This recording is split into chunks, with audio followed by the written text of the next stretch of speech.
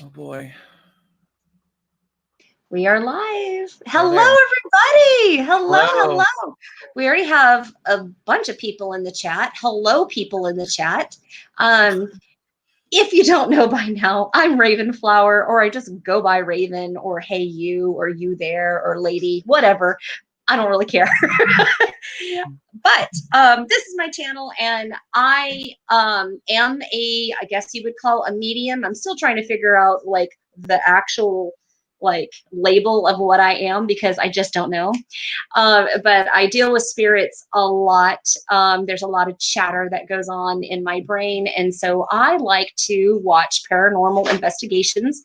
I love watching, spooky haunted houses stuff, because it sort of prepares me for some of my real life stuff that I actually have to deal with. And it's very interesting. Are you on? Let's get him on there. And this is my fluffy husband, Bear. And we have a guest today by the name of Aiden Darling, which I was calling Lunar Ascension, but I got the whole thing wrong. I am sorry. Aiden, please go with it. Introduce yourself, sir. So my name is Aiden Darling. I have a YouTube channel on here that's actually called Aiden Darling now. I switched it, I think, 2 months ago now. It's been kind of recent. I do consider myself a psychic medium. I've done a couple investigations here and there. I wouldn't say I'm a professional by any means, but I do consider it a passion of mine. And I've been talking to the dead since I was a little kid. I do professionally read tarot and oracle. And I do a little bit of spiritual life coaching here and there as well. But I'm just really interested in the paranormal and aliens and all that stuff. I'm also an eclectic hedge witch. I'm not a professional witch, but I do love witchcraft. So very good, very good. I had fallen down this rabbit hole. I had it logged into Amazon Prime in quite some time, and I went to go try to find when The Marvelous Miss Maisel was coming back on, and then I found Hellier. And oh, did I find Hellier. And then I didn't realize that there were 2 seasons. And then when I was delighted to find that the next episode moved straight on into season 2, I was like, oh, thank goodness, because I didn't have enough. It is basically what people have been asking me. This is produced by Planet Weird. It is Greg and Dana Newkirk. Hellier is the name of the documentary. It is on YouTube. You can also find it on Amazon Prime. If you have Amazon Prime, it's free to you. Or I have put a link in the beginning of the chat if you want to go over there, where it is their own private page where they are offering season 1 and season 2 to stream for free. So if you haven't seen this already, this is a documentary. It started off as an email from somebody in Kentucky. This paranormal team had stopped doing paranormal investigations. What was that? Supposedly. And my dog found the most noisy toy possible to sit there and chew on, so I apologize. So this paranormal team had taken down their website, had done all different kinds of stuff, but they had forgotten to take down their email. And they get this email in 2012.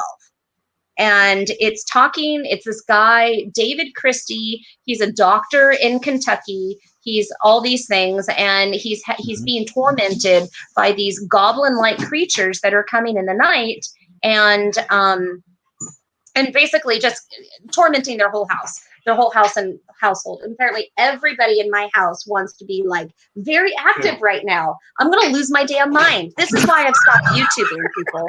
This right here, because nobody will just sit still. No one. I have a super sensitive mic that picks everything up too. Yeah, so I'm sure you're hearing everything that my husband's doing right now. Yeah, I'm sorry. Okay. I can't get him to sit still. I was trying to calm the dog and stop the noise. Okay, how'd that work? She's in the kennel. Good. Stay in your kennel. So okay. From my notes, the very first thing I put down was the email from David Christie, and that led into the story of like what the entire series is about. So they start collecting evidence So he sends this super long, very detailed email. The first one was just a 1 page, and it was on a website that Greg Newkirk had before he was even married. Oh, really? And he started, yes, and he started it with a group of teenagers from high school doing paranormal investigations, and it wasn't a very serious thing for him at the time. And so he left up the website for memories, because there's like photos on there and stuff that they didn't ever like keep anywhere else. And so he left up the website. Well, somebody from supposedly Hellier emails him this 1 page thing saying, I need help, like seriously.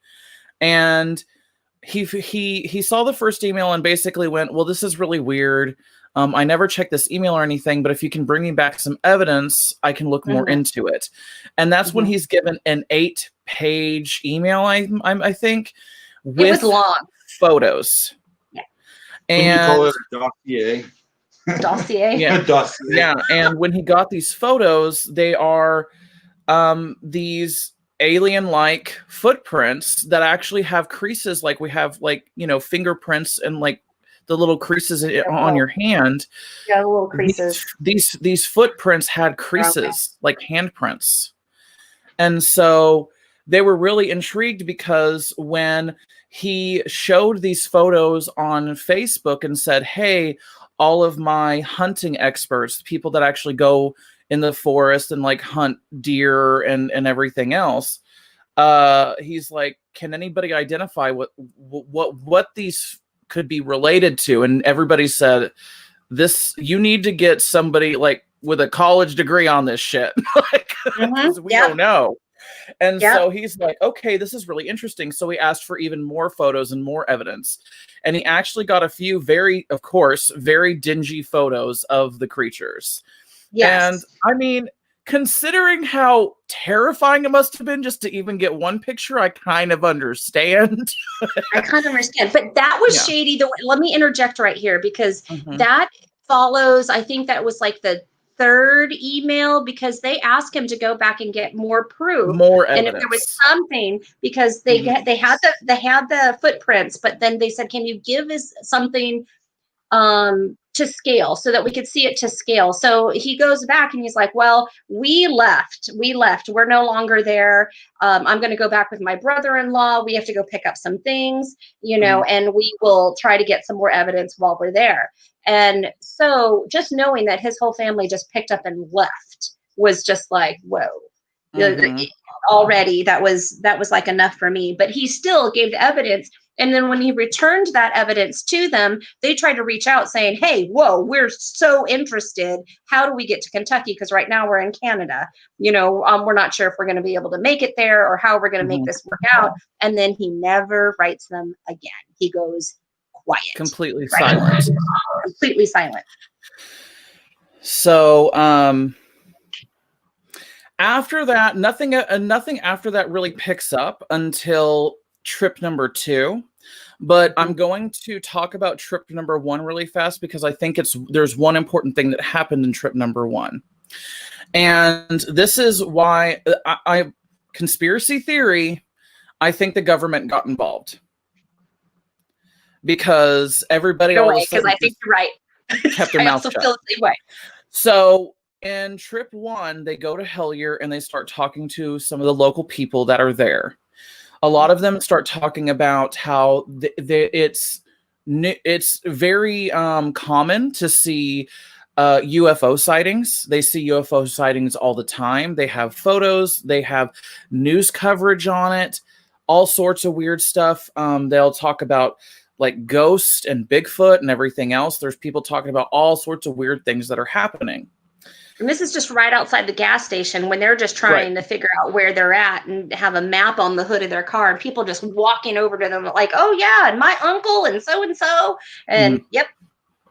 And so after that, they leave. Nothing really happens after that. It was just kind of weird. Their first trip there was kind of then trip 2 is when things kind of started happening that I would consider more personal gnosis, but was still extremely intriguing, and things started being very synchronistic. because then he gets more emails, right? Is that when he gets when does he start getting the wrist emails? Oh, the wrist. Oh, that wrist. And it's interesting because I just wrote his name down as Synchronicities. I just wrote his name down. I can't tell you because I know that there's some of that happens in season 2 and some of it happens, I think, towards the end of season 1. Yeah. Okay.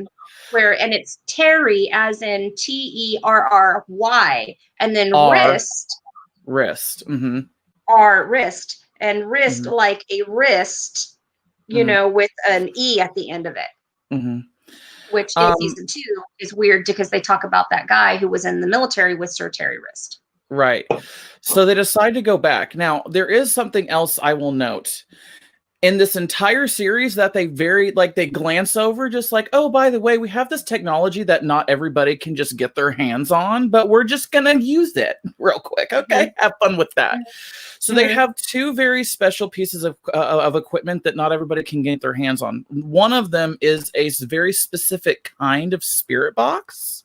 And the other one is called a gall helmet that they use in season 2. What I'm going to talk about right now is the very specific spirit box, because that's the first time they use it.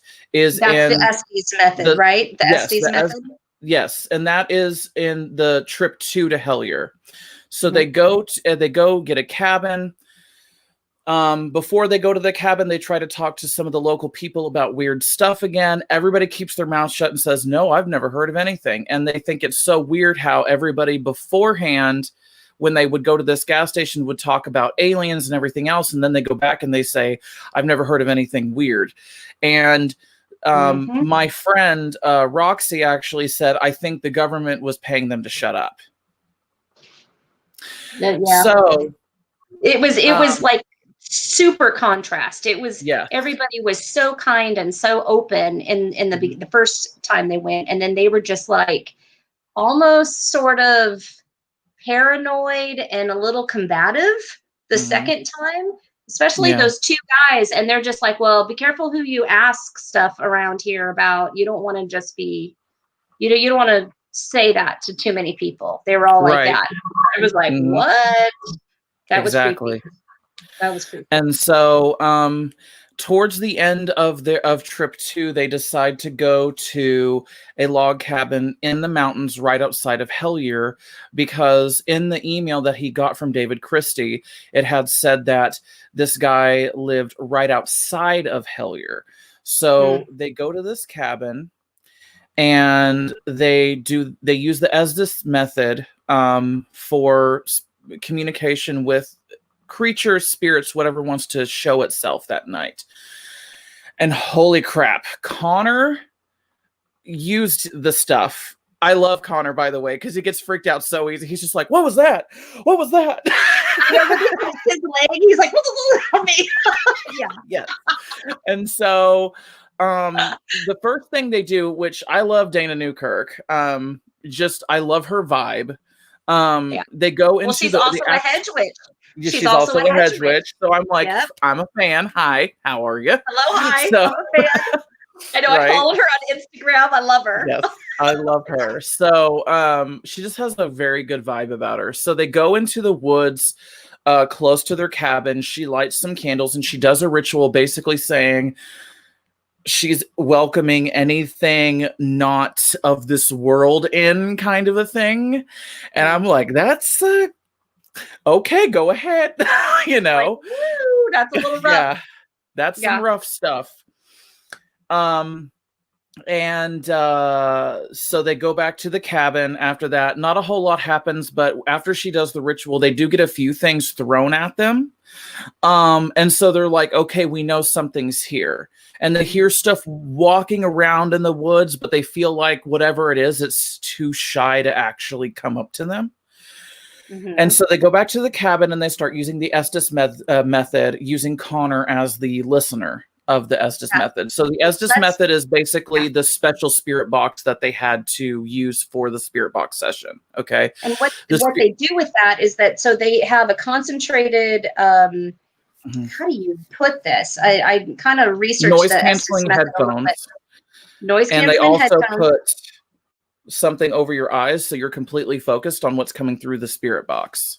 Yeah. And so you can't hear. So the people outside of this or around you are asking questions, pointed questions, and you are answering based on what you're hearing through those headphones. Right. You cannot hear what they're asking at all. Right.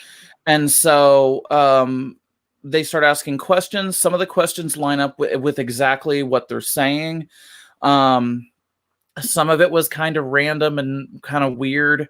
I noticed that more than once when they used the Estes method, they got the word red, but they never connected it to anything. I know that. And so, I was thinking with eyes, were the eyes red? Mm-hmm. So, is there any specific part of that spirit box session that stood out to you? There were, I should have rewatched. I didn't have the time to rewatch, but I wanted to. I apologize. I know that when they were talking about, Coyote, and then they were also saying behind you, they were also saying the 48, or the 48 minutes or 48 recording. They were saying something in regards to the number 48. They also got Connor and Connored. Connor and Connored, they did, which was creepy when you watch. Look, I got chills. Later on. Chills. It was so weird. It was very weird. Basically, one of the things he got while they were doing it was kind of when they first started it, he said, Donna was pointing towards the forest and he said, "Watch out right there." And she goes, "What do you mean?" While she's pointing, and he goes, "There's a coyote." And she's like, "To the right or the left?" And then he switched what he was saying completely. It's really weird because I feel like this is coming from my woo-woo side now. I feel like the aliens that were communicating with them were more than likely they were having a hard time speaking their language because they don't speak English. No, right, they don't. Most of the time. So they're doing the whole telekinetic thing where they're trying to, speak through emotion. And because they're using the Estes method, it's able to come through by just a bit. Okay. So I don't think they have a verbal language. And she touches on that a little bit, I think, in season two. She's like, it's like you're connecting through emotions when they go to Mount Pleasant in the domes.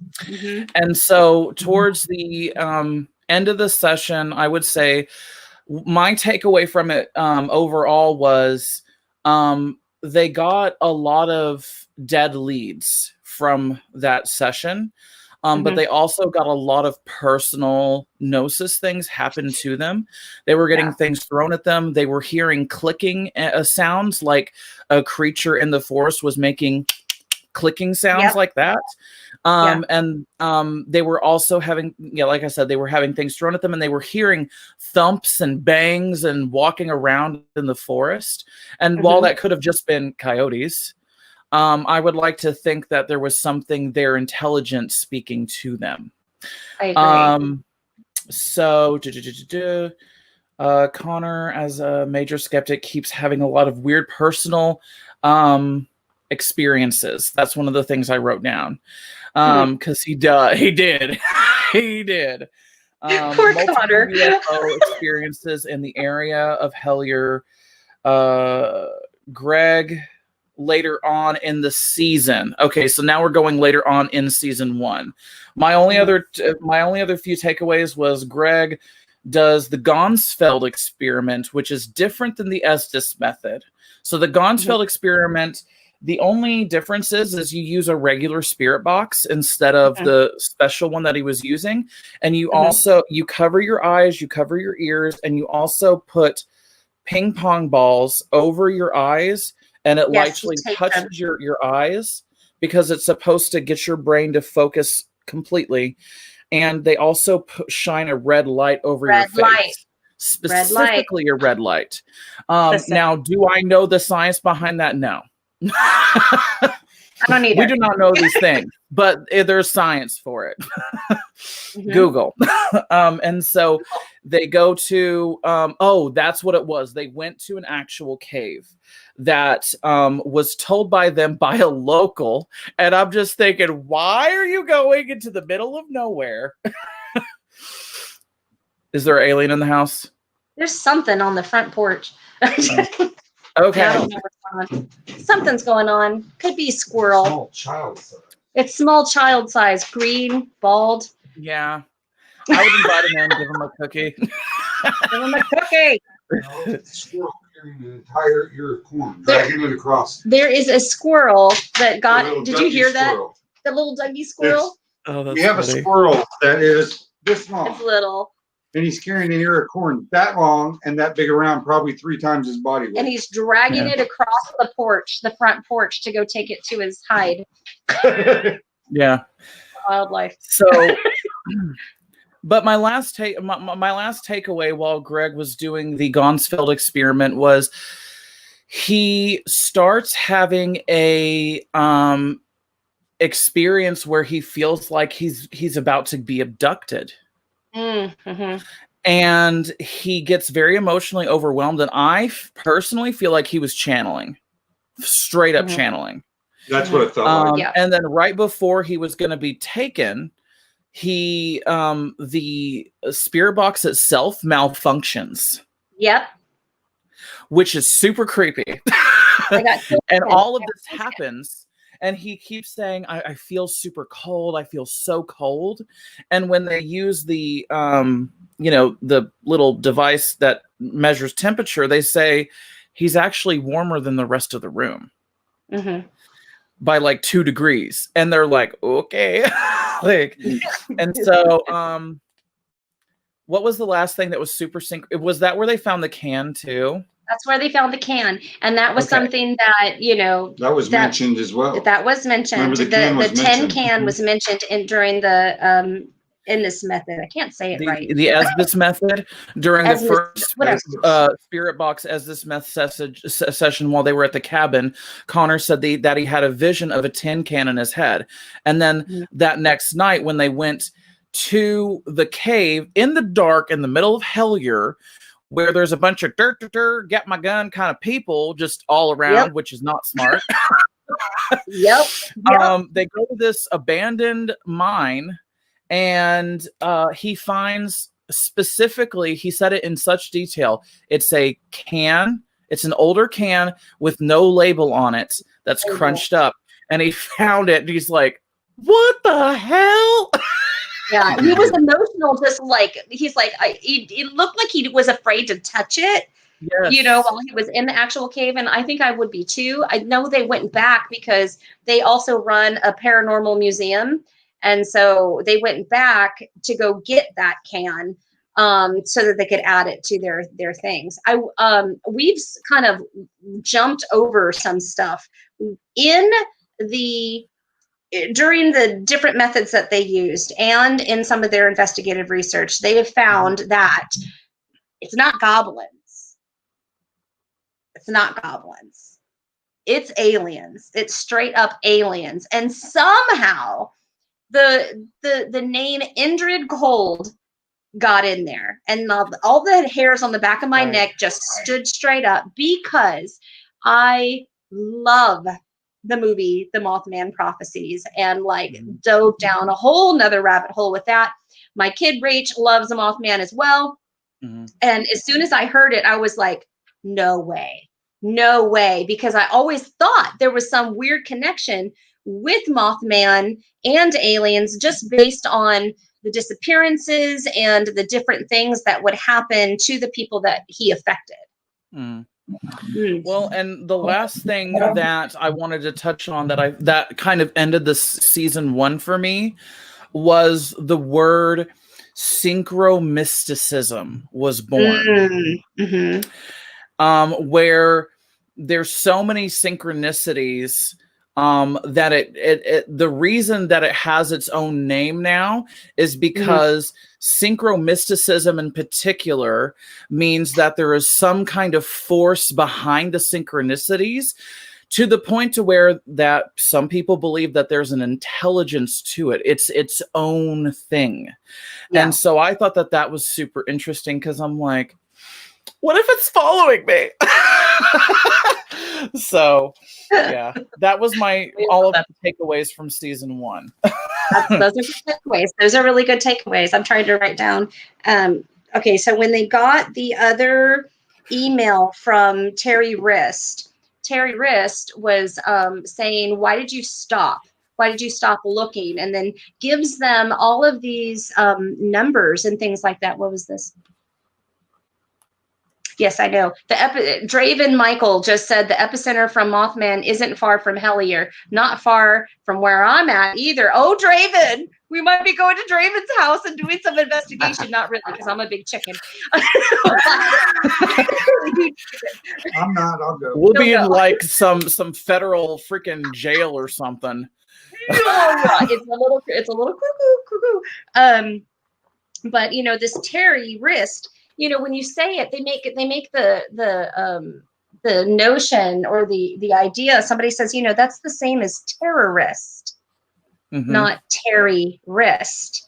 They talk about that a little bit more in season 2, which I think is pretty interesting because they get involved with somebody who had apparently been in the military with Terry. And talks a little bit about what he did in the military, which is also extremely interesting. And then was a tunnel rat. He was a tunnel rat. Yeah, he was a tunnel rat or a cave rat.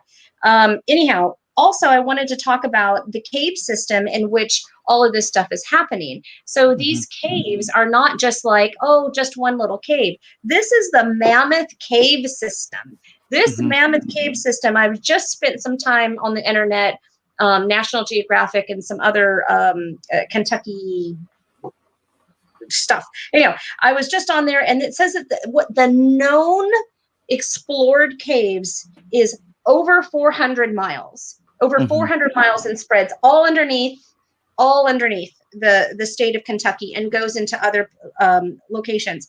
The specialist seem to believe that the caves actually stretch another 600 miles more in all directions, which is very interesting. I also came across a map. When you Google this, it talks about the missing persons and weird sightings around, you know, in the U.S. And they dot those on a map. And then you bring up the other one where the cave systems, and you see where the caves are in the U.S. and they line up. And if you didn't get chills from that, that is like really creepy, really super creepy. And this David Christie guy said that there was a mine at the edge of his property, and he believed those creatures were coming from that. So to say, you know, I know that there's been a lot of talk in regards to that aliens aren't necessarily coming from the sky. They've been here a long time, and they're underwater, and they're in the caves, and they're, you know, underneath us. I think it would be really, really presumptuous to say that we're the only life forms here, you know, and that we're the only thing out there in the universe. I think it would be pretty stupid to say that. It would be pretty arrogant to say that. But so that was some takeaways from that. Could everybody that's in the chat right now, if you're all experiencing lag, could you put like a 1 in chat just so that we can refresh if we need to? How do we refresh? You have to talk me through it, my friend. So the only thing that you have to do on your end is go, like you're in the browser right now, and then just click the refresh button, and you should be able to just automatically pop back in. Okay, I got.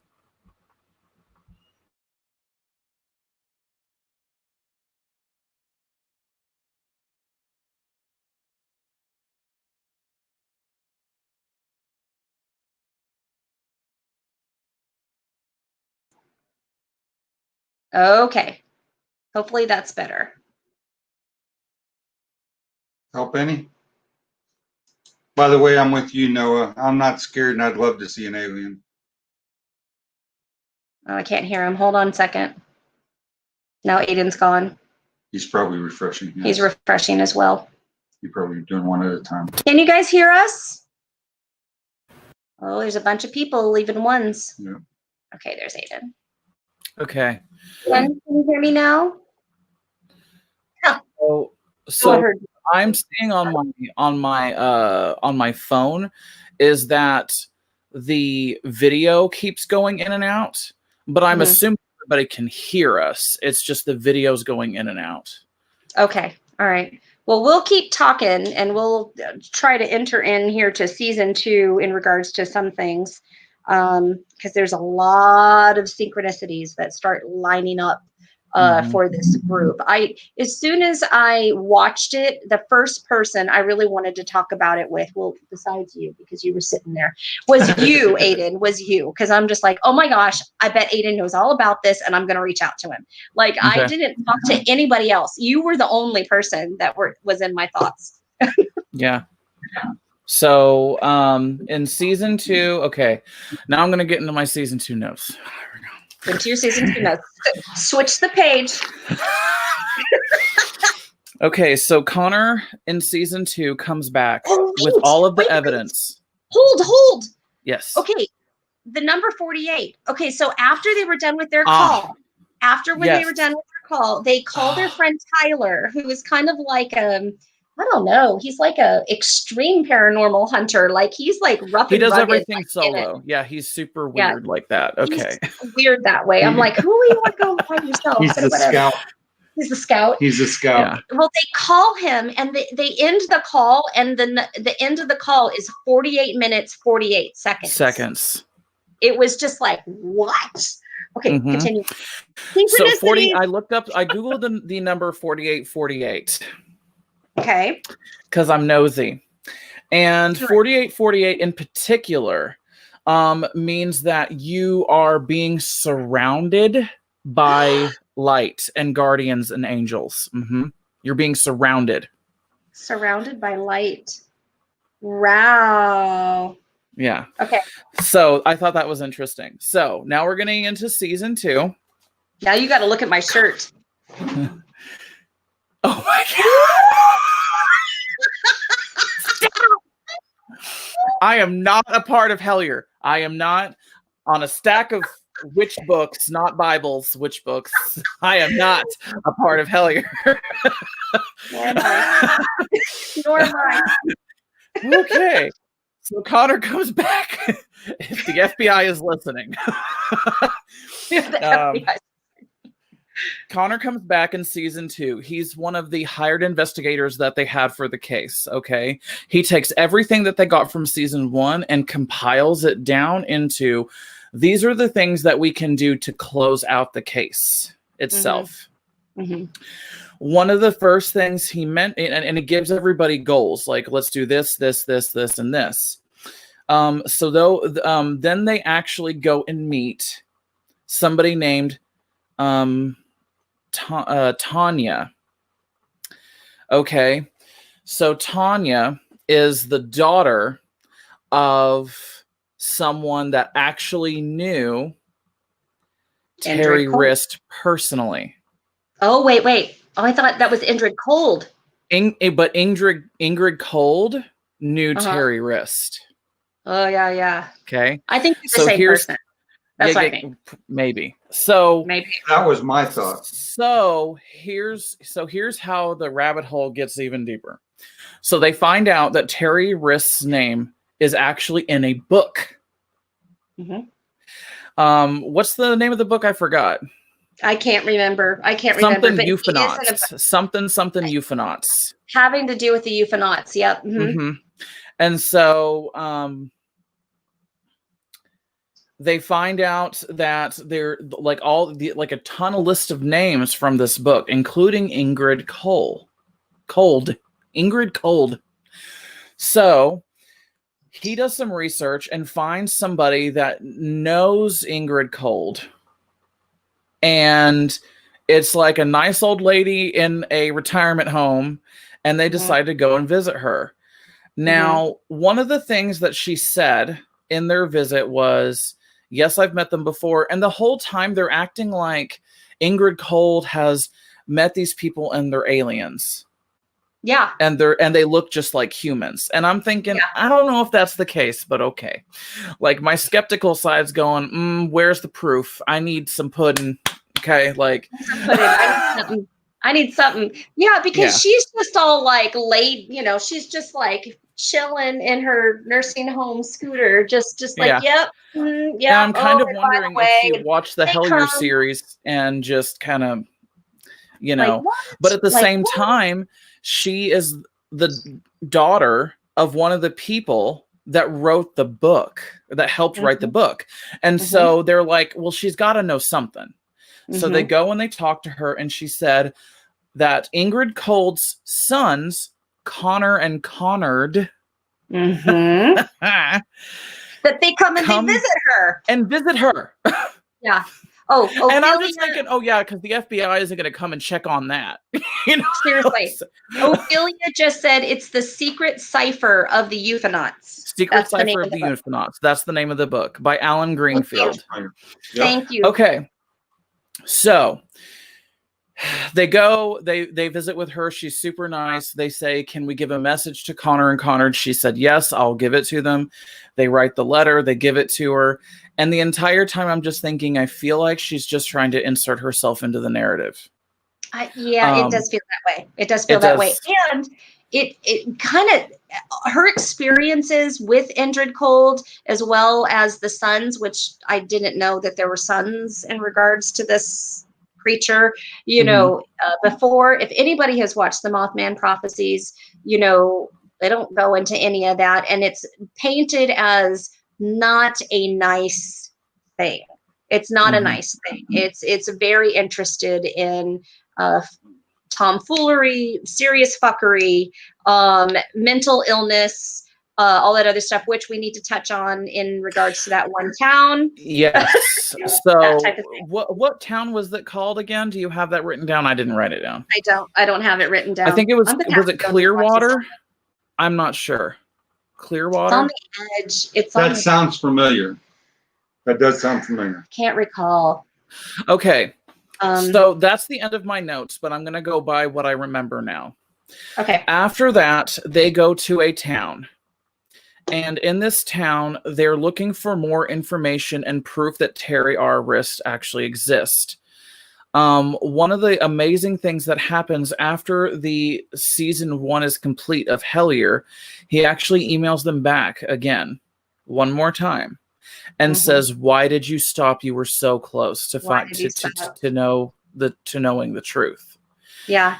And I'm thinking, because maybe they don't want to go to jail. That's a good reason. All it led them to was a damn tin can. So it's just like, like, this is expensive. They came all the way from Canada to Kentucky. Like, come on now. Yeah. And so they go to the Silver Bridge at Mount Pleasant. Okay, yeah. So they go to Mount Pleasant. They start piecing some stuff together, and they find out through piecing some stuff together while they were in Mount Pleasant that Terry Wrist was a real person. They were like, okay, he's a real person, but because the story is so old, that they think by now, if he's not passed away, he's got to be in his 80s or 90s. Like old. So not only that, but Terry R. Wrist was very clearly in the military, and he knew, and he was saying stuff he wasn't really supposed to be saying. Yeah. So he has to hint around it because he could get in trouble if he just flat out says, "Oh, by the way, if you go here, you'll find some aliens." Yeah, seriously. So, I'm sure most of those places are protected by the government anyway, to be quite honest with you. Yeah, I'm sure they are. Absolutely. So, and why wouldn't they be? Absolutely. Right. So that's from what memory I do have. And the only other thing I have left from season 2 that really popped out at me was the God helmet experiment. And I don't know if you have anything else that you want to add before I go into that. No. Okay. Go ahead. You go ahead and go into So that.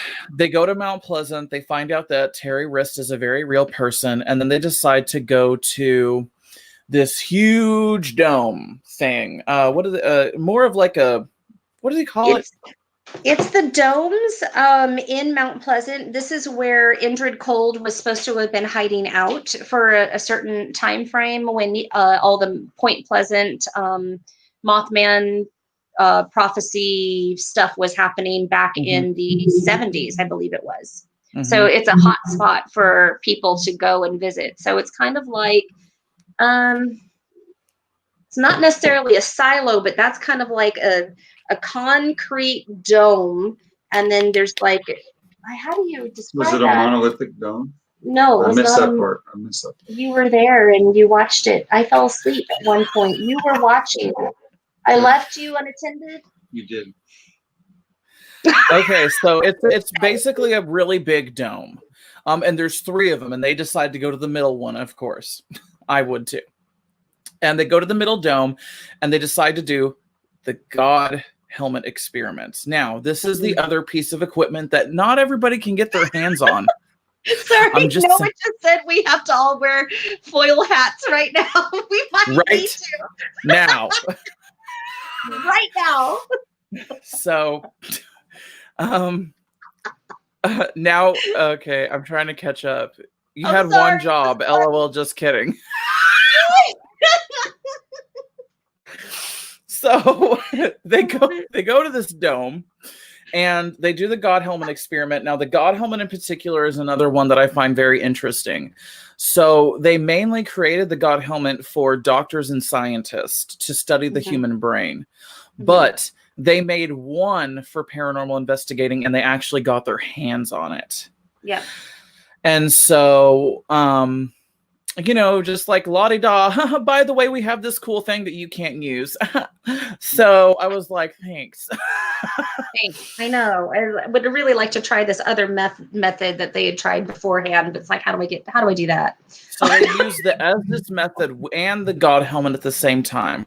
Connor was put in the Estes method, and Dana Newkirk was actually put in the God helmet. And the reason she specifically said she wanted to do it is because she had used it a few times already, from what she said. And she said it's a very extreme experience. And because she's done it before, she can stay under longer than other people can. I mean, considering that scientists made it, yeah. So, not just somebody in the back of a barn going, I'm going to make a gun. Nope, So no, that's not how this goes. It's not. No. So they do it, and Dana starts asking questions while she has the God helmet on, and Connor is responding. Yeah, they are sitting back to back. The Estes method. Back to back. And the things that came through, girl. It was like crazy creepy. sauce. It was really creepy. And not only because of where they're sitting, but I mean, they start spouting off some stuff. Now, I know that at one point, I believe it was Tyler, the extreme paranormal layer guy, did the Estes method as well. And that's right. That was after made a distinction that it felt very much like they were talking to Indrid Cold, who then refers to himself as something else. Let's go with the God helmet one just for a second, so I can because those are 2 separate sessions. I don't remember which one happened first or after. I think the really one with him came last. That was the last thing that happened. Because they end on that note. Okay. Yes. So they go to the domes. They do the God helmet experiment. They have this amazingly cool experience. And one of the things that Dana Newkirk said, or Dana Newkirk, after the experiment was done, is what they were trying. The aliens were trying to tell her was that they don't speak just through like speaking with your voice. They use colors and images and emotion to speak. Yeah. which is really cool. And they all do it with their mind. They don't actually speak out loud. They don't have to very often. And so I found that very interesting. And what was one of the other things? They got some more information. A lot of it, some of it was kind of jumbled, but one of the things that they did pick up on was a schoolyard. So after the session ended, they decided to visit a specific schoolyard within the same town that has a well from like over 100 years ago. And at this well is a pyramid with an eye on it. Exactly the way he pictured it. Exactly the way he pictured it. It was like, what? This is Tin Can all over again. Yeah. So that was creepy. And so they're just like, what does all this mean? And I'm like, take pictures. And they did. Like, evidence. I would have had some sort of butcher block paper, and I'd be doing rub-ins. I'd be doing all kinds of stuff. And I'm like, document. Take it with you. Yes. And so one of the last cool things that I can remember from season 2 was that, what's his name? Connor. No, not Connor. Michael Strand, which is the lone wolf investigator, decided to... He's decided to do the Tyler Strand. That's his name. Tyler Strand decided to do the Estes method. Now, Connor, over a year before, decided, because Connor is Catholic, decided to give him a St. Michael blessed medallion to put in his back pocket for safekeeping and like good luck and protection. So he's got that in his back pocket. He starts the experiment. Yeah.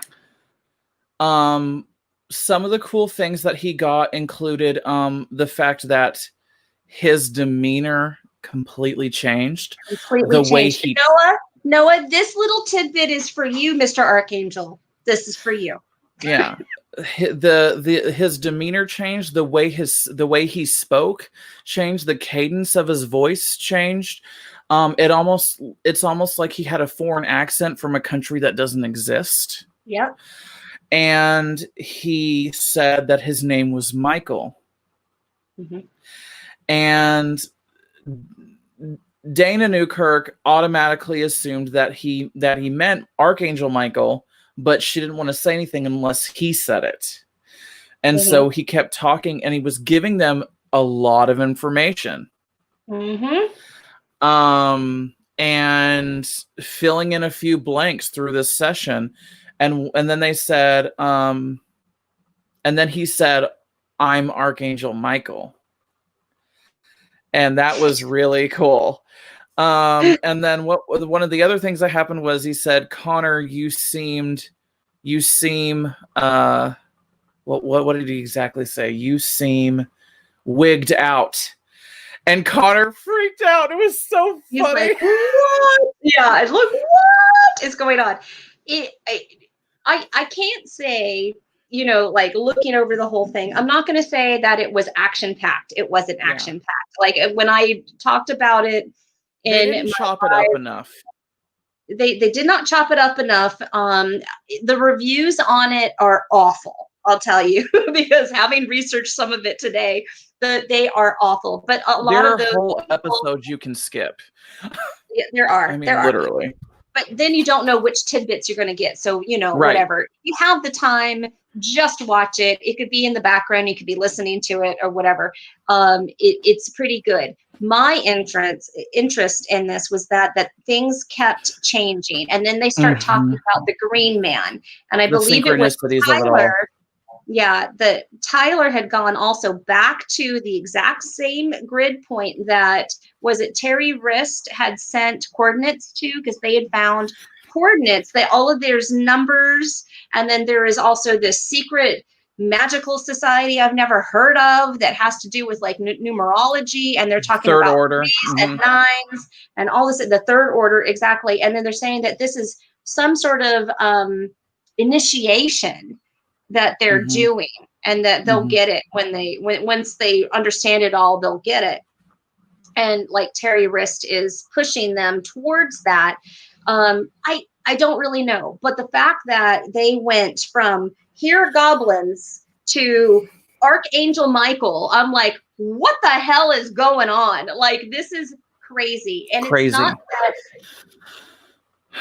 Well, and then the lady, far-fetched. It was just like things just kept lining up in a way that was really creepy. So two things that I just remembered after you were saying all of that was there was one part wherein they were trying to get to a specific place and there was a tree in the road. Yep. And when they went to move the tree, they found an inflated blue star balloon. Blue star balloon. And in Alan Greenfield's book, one of the magical rituals that they do to summon the aliens is called the Blue Star Ritual. Now, you have to be initiated into the tradition to do this ritual. And, you know, Dana Newkirk basically said, I can't even do this because it takes years of experience within this specific tradition to even do this.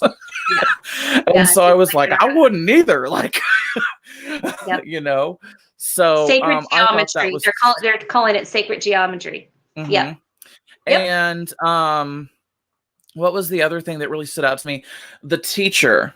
So there was somebody else that reached out to them at one point, and she said she had a ton of information, and bless her heart, she said she said it all started with her hearing a woman screaming in the forest and going to go investigate.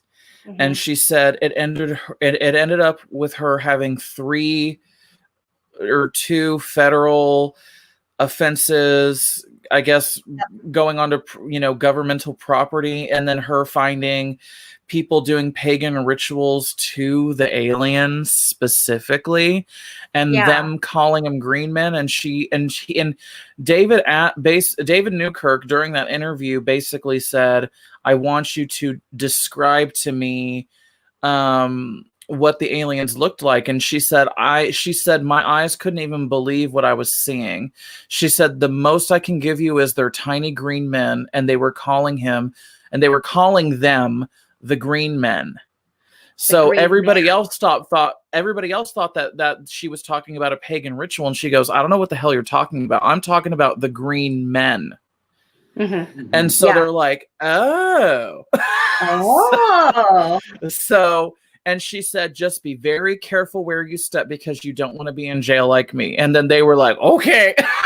So it was sad because she had written all these emails too. And I felt really, really bad for her. I want to say her name was Amy or something like that, but I might be wrong.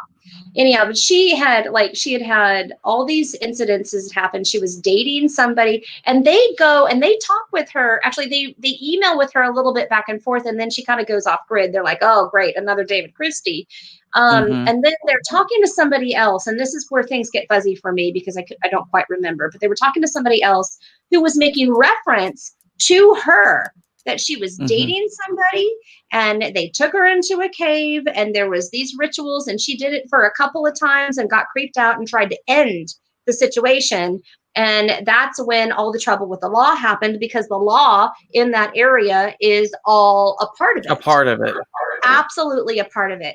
And it just reminds me of, you know, ancient Egyptians and all that, you know, it's like how these pyramids were actually made, you know, these huge structures throughout time that were made with little to no technology. And then there's even cave drawings and documentation of some sort of higher power, something coming from above, you know, spaceships, alien men, all these things have been written in caves, you know, forever. You know, it's interesting that now we're dealing with yet another cave, all of these caves that now connect. And I believe they said that it goes all the way up to Virginia through Oklahoma or something like that. But like, it stretches a huge long way, and it's just creepy as hell is what this is. Creepy as hell. And then that poor girl, she ended up getting incarcerated for all different kinds of things. But there was another gentleman that they had talked to, somebody that is another common friend of theirs. And I want to say his last name is Shepherd. Shepherd. Yes. Yeah, they meet him, they're in a hotel room, and he's talking about some of the things that they're finding, and they're kind of like running it by him. And he's just like, well, just went back into the magical book that they were talking about before, and it was more confirmation that they were being initiated into a specific tradition, because a lot of it was very Hellenic in nature. And some of the emails that they were getting actually lined up with the numbers, and what it ended up being was just other people within the tradition trying to initiate them. So all of the emails had a double meaning. But my biggest takeaway from everything was that I think I'm just going to stick to being a paranormal investigator and not going too deep into this other stuff, because I don't want to go to federal prison. Yeah, that's for sure. That's for sure. Towards the end, it gets real crazy. In fact, they do a full-on circle in the cave. They go to, I can't remember which cave. Was it Strawberry Cave, I think is the one that they went to, the big one? So. And they did like a full-on Dana, serious. They build an altar to Pan, who they are make the correlation from Green Man to Pan, which could be Indrid Cold / Mothman / alien. We don't know. I don't think the world will ever know. / angel. We don't know, but they set up an altar for him, whatever. And then they do a full-on ritual in there, which I thought was very, very brave. They also talk about, Draven is also saying, Blue Star, isn't that a fairy magic practice? We go down that rabbit hole in this as well, because in season 2, they talk about, and I cannot remember this book, and I should have written down, and I did not. In regards to another book where, like a Victorian times, right? This gentleman was greeted by somebody who was very old.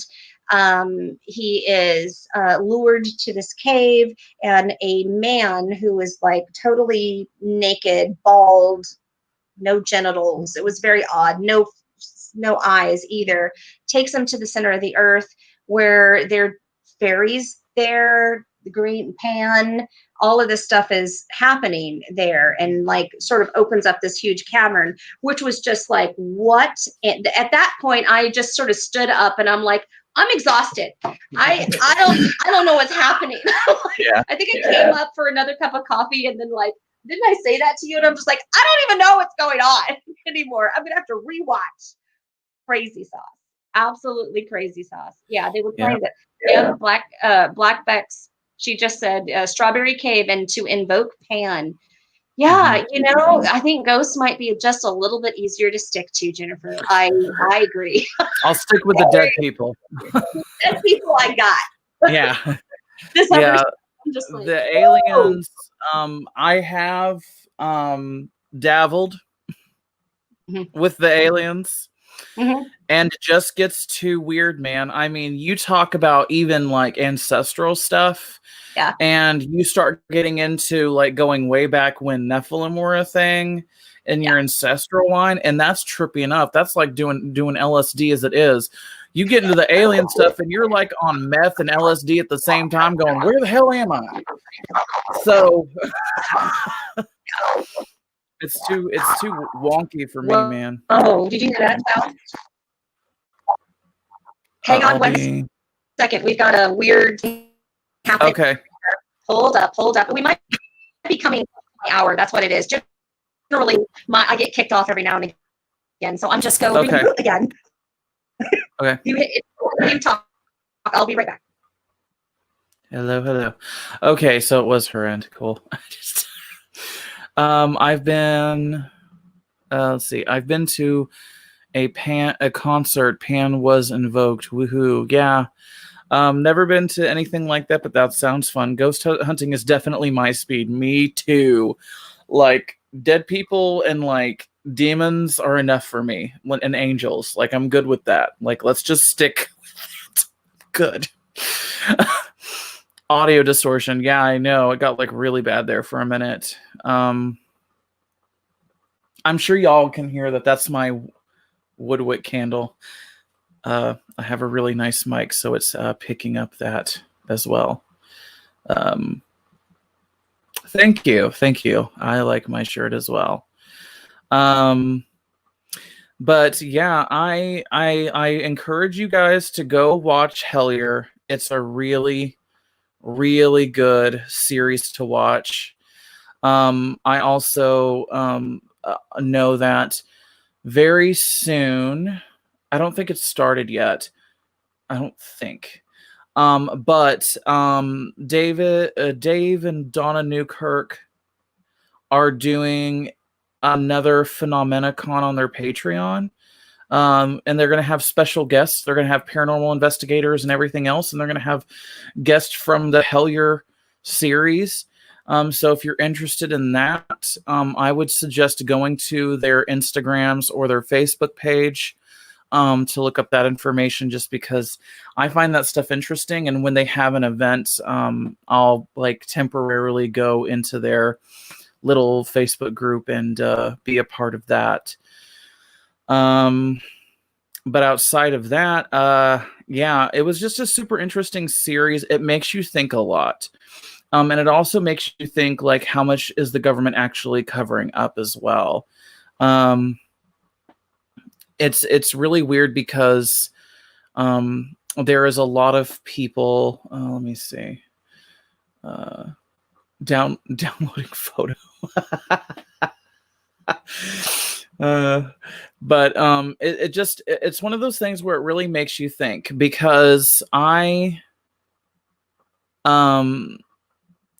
you know, as much as I would like to get into more of those type of things where you're going and investigating, actually tracking down these myths that people have been trying to discover for years, you run into a lot of governments just trying to shut you down and trying to keep you quiet.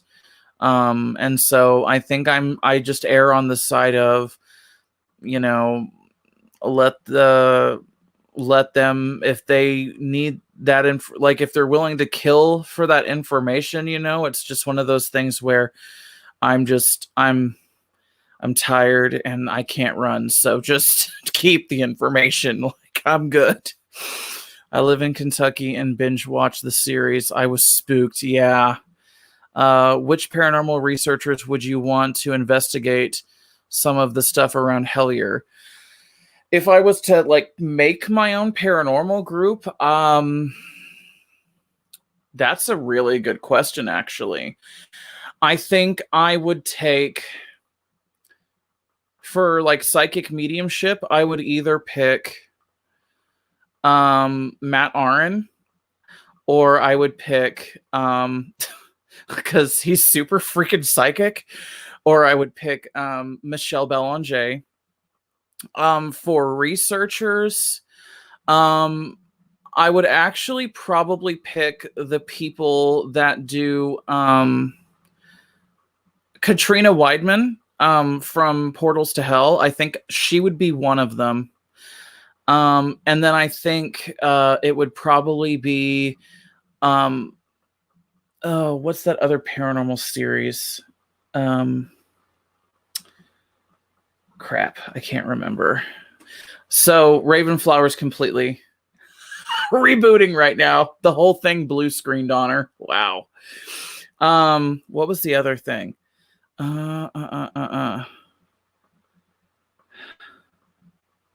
Shoot. It's like the biggest one, and I can't. Oh, Kindred Spirits. Y'all know the people from Kindred Spirits? I would absolutely, both of them too. Them two people, yeah, I'd have them on this show. Just because I hate to say it, but I would just laugh at them being freaked out by everything. Something moves in a cave and they're like, oh my God. I just think it would be funny. But they're very professional, and I think that they know what they're doing, and I would like to work with people like them. But outside of that, I think, you know, I'm so sorry. No, it's okay. It's okay, Raven.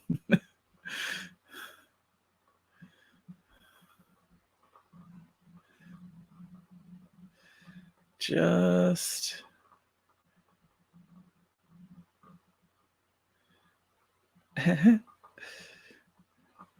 Amy Allen. Oh my God, yes. Amy Allen, she's pretty good. I like Amy Bruni. Yeah. And so yeah, I think that would be a cool thing.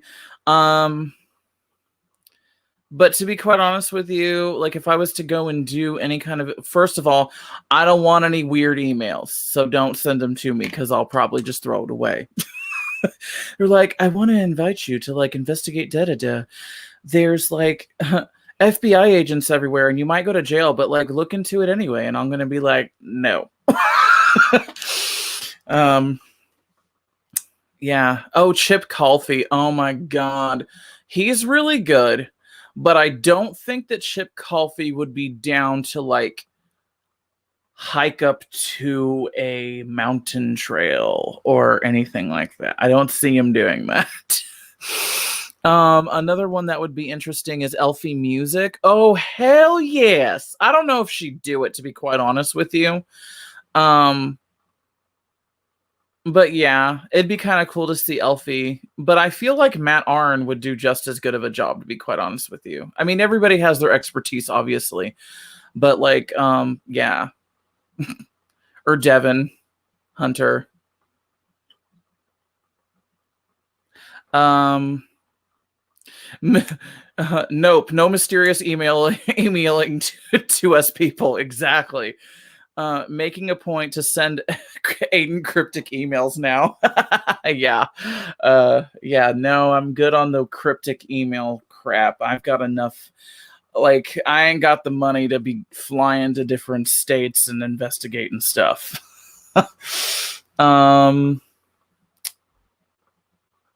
But yeah, some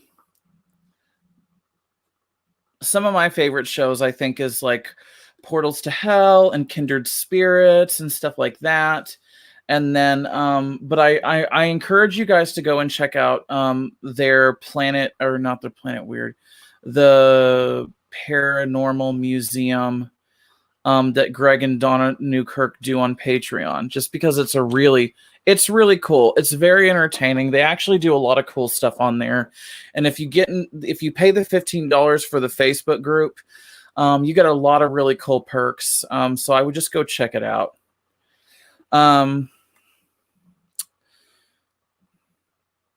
Roswell is a road trip. Actually, my grandmother has been to Roswell twice, and she has seen the weird lights in the sky that nobody can explain.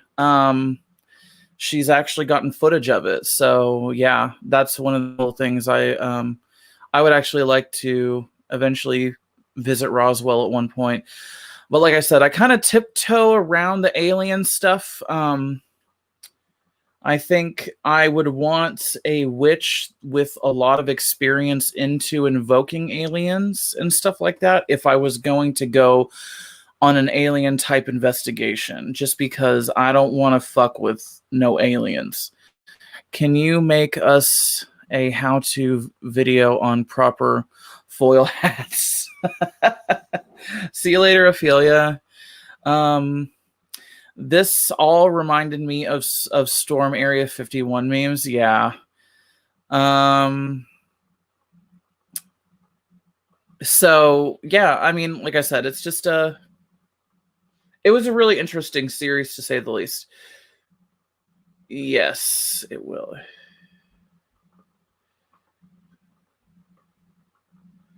Yes, it will. it was really interesting. It's a really interesting series. Some of it can be very dry. I feel like sometimes they do over-explain themselves, and that's why some people have a hard time sitting through the series. But yeah, it's interesting to say the least.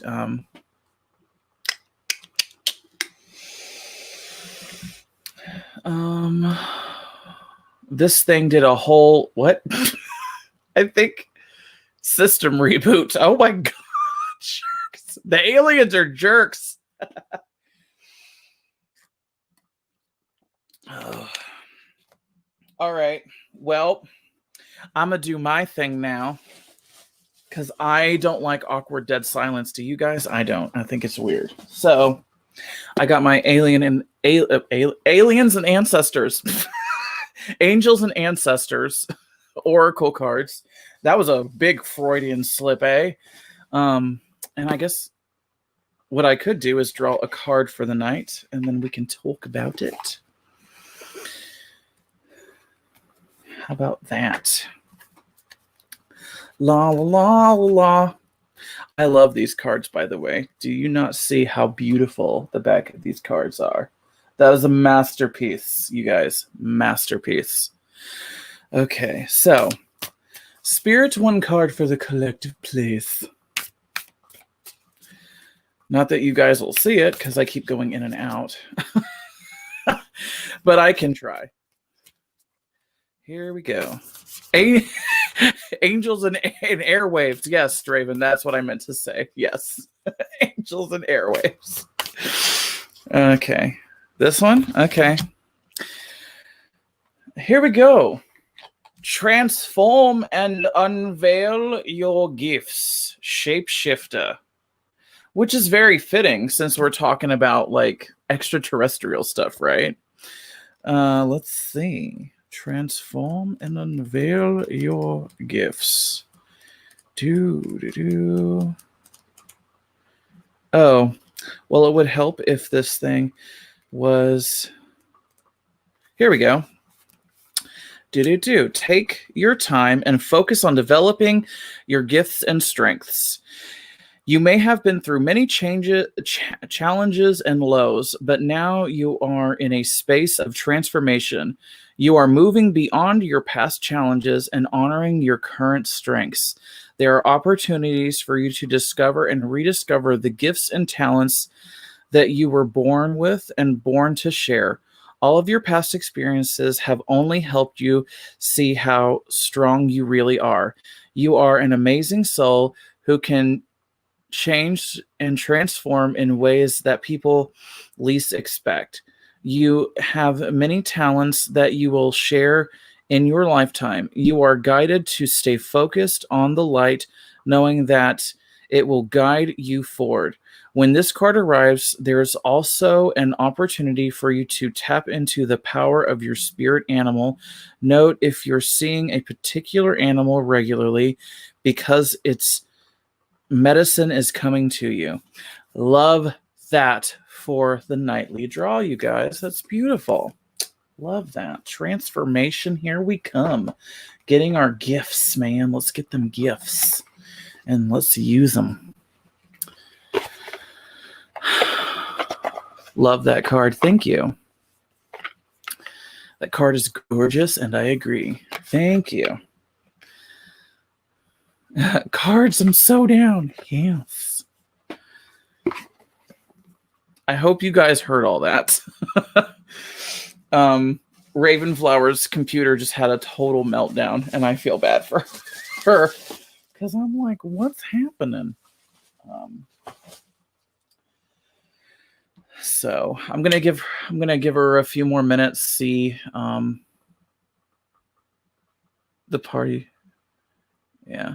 See if she comes back. I think she's just trying to get everything back online right now. There we go. Ta-da. Hi. We're on my phone because my computer is still being an asshole. No, I just drew a card for everybody, and I got the card Shapeshifter from my Ancestors and Oracles deck. So, yeah. Oh. you just reminded me. You just jerked my memory. I need a foil hat too. But also, one of the things that I thought was so funny about the Kentucky Goblin thing was the fact that the way they described the goblins almost mirrored the way that Native Americans talk about skinwalkers. Yes. Yes. Did you notice that? Yes. That was creepy. Yeah. Creepy. Big time creepy. So much. Look at That's funny. Okay, you wanted to talk about some stuff and what you found some correlations with what some things that you'd seen and done. I just turned 55, so I've been around a little while, and I found it interesting. Happy birthday, babe. Thanks. I found it interesting that back in the 70s, I remember my parents going to a UFO conference, and they came home with all these pamphlets and little mini books and different things. And I picked them up and read through every last one of them, page by page, trying to figure out what was going on. And I'd ask my dad about it and different subjects, but I remember topics of them trying to flip me over. I did. That's right. They talked about like the pyramids having caves that went from one continent to another continent, and how mining shafts would drill down and they'd be carving out, and then all of a sudden they'd open up into another cavern, and it would go for miles. And sometimes these caverns would actually have what looked like carved steps in them, and all these things connecting. And then aliens that, you know, the little gray men or green men, they, you know, a lot of times they're synonymous or there's slight differences. I think they like to say the green men are a little taller than the gray men or something like that. But anyway, they had little drawings of all these things. And this thing brought out a lot of that stuff. This isn't new information by any means. It's just another take, another set of experiences that really make me wonder, you know, what's really out there. And I've always thought aliens have been here a while. I think there's some, you know, there's some kind of below the crust of the earth type of camp that might be there. It's out there. It's very odd.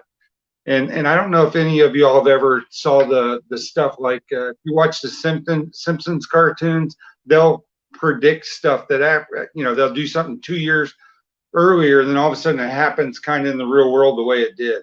And it's really bizarre. Well, I remember watching The $1 Million Man, and they had aliens there that Bigfoot was an alien in the series. They make reference to this as well in our show. So, you know, all these things are kind of really, really wow. You know, give you a sense of what the heck's going on in the world and what do we not really know about it. Yep, it gets really crazy. I would love to go to some of those alien events, even if people look at me weird. I'll dress up like a little green man. That's fine. I would totally do that. Yeah, you're definitely gonna get one like that. I know that we're kind of coming to the end of this little broadcast that we have here. I thank you so much, Aiden, for joining us, because honestly, you were the first person I thought of. I didn't contact anybody else to be a guest. You were it, because I'm like, Aiden understands. Aiden knows. I gotta talk to Aiden. Yeah, and eventually, maybe sometime in the future, I could find somebody that specifically does alien witchcraft, because I know that there are specific people that get into a specific craft where they summon aliens into the circle to do magical practice. Super powerful, weird, like tripodate, whatever the word is, stuff. But very hippy dippy, might I add too. But yeah. Wow. Yeah. Well, I definitely have always felt that it's all connected. Now more than ever do I feel like it's all connected. Everything and nothing, and nothing is everything. Man, angels, all of it. We are just like little peons that are just grasping at whatever they allow us to see. That's what I think. That's my thoughts on that. But yeah, if y'all want to reach out to me for like private readings or anything like that, you can go to my email at aidendarling@protonmail.com. I also have a Patreon, and I have a tier 3 level, which once I get like 5 members on my tier 3 level, I'm going to be doing live spirit box sessions on Facebook. On a private Facebook group that I have specifically for Patreon. I also do monthly card readings and things like that. And I also have a Patreon only Discord as well. So if y'all want to ever reach out to me for any of that, that's all available. And so if you go to Instagram, you want to reach me on Instagram or Twitter, it's Aiden Darling with an underscore at the end, and I'll pop right up. So thank you for sharing that. Listen. Yeah. Aiden is moving and grooving, I feel like one of the old people on YouTube. I know I shouldn't, box myself in that way. However, he's got a lot more energy than I do on some of these things. But Hellier came across, and I just had to talk about it. Yes. And especially when a paranormal investigator is a hedge witch, and the way they approach their studies is really freaking interesting. I really respected them on that. And when you do read the reviews, there's a lot of people that are like, snoozer, oh, this is stupid, and they're just like, oh my gosh, I can't believe that they're consulting their tarot cards in regards to this stuff. Those are Muggle reviews. How about that? Those are Muggle reviews, because we all live in this very active, enlightened, spiritual world that they just don't get. So it's like, hell yeah, I'm going to draw a card. Exactly.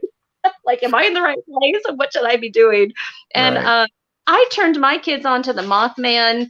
Oh my gosh, we had a VHS tape. That's how old we're talking. So if you haven't seen the Mothman Prophecies, it has, oh my gosh, Deborah, I can't remember her last name, but she was Grace and Will and Grace. She's in there. Richard Gere is in there, and Laura Linney is also in there. It is a great movie, and it'll make you question a lot.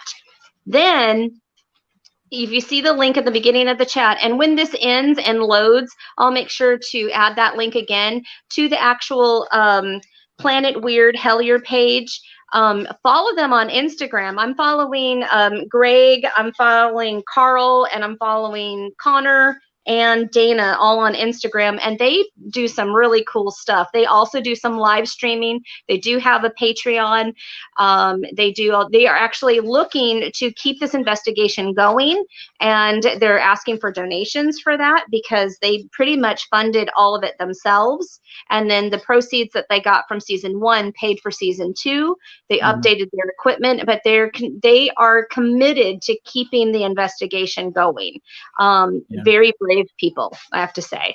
Yeah, very brave. Very brave. But yeah, thank you for inviting me. It was really fun. I like talking about stuff like this. I'll have to get you on my channel to talk about paranormal show or something sometime. So absolutely. I can give you a whole lot of it. Recently we've had a lot of activity here. I myself have been, I've been more active than normal. It's been crazy sauce. Oh, I got stories too. I went and did a whole protection thing upstairs in the house I'm living in right now, and I went into my sister's old room, and all I did was spray some sage spray and like do a little prayer, and something knocked off the counter by itself, and I was like, nope, you can stay in there, and shut the door. The hedge witch scared of ghosts. Come on. No, no. And there's a difference to that. There's a difference to that. I think we should, that's definitely a chat for another time. But, there are things that go bump in the night that are not bad. And you'll know those. You can tell when there's an ancestor about, or you've got a spirit guide or something like that. That's probably all it was. Yeah, I agree. There's some good stuff out there. Not everything's bad, but boy, when it's not, and you're just like, oh my gosh, and here we go. And all of a sudden you start to feel queasy and hot. You're sweating. You're like, you're fighting basically a fight or flight response is what's really happening to you. But I mean, you just load your bra with crystals and douse yourself in oils and you just move on like any other. Yeah. Just light a little incense, it'll be fine. It'll sage the shit out of everything. Oh my gosh. All right. Closing thoughts, Cody? Nope, you're good? I'm good. You made it more pointed. I read kind of pyramid. Yeah. Like, I thought you were trying to go like pirate hat. No, I'm trying to reinforce it. Oh, okay. Well, thank you for joining us. Thank you for being a part of the chat. Thank you so much for being here. And we have to do more of this. I mean, we just have to do more of this. Maybe we start a series of ghost stories and we'll just go down the list. Yes. I'll see you later. Later. Bye, you guys. Bye. Thanks.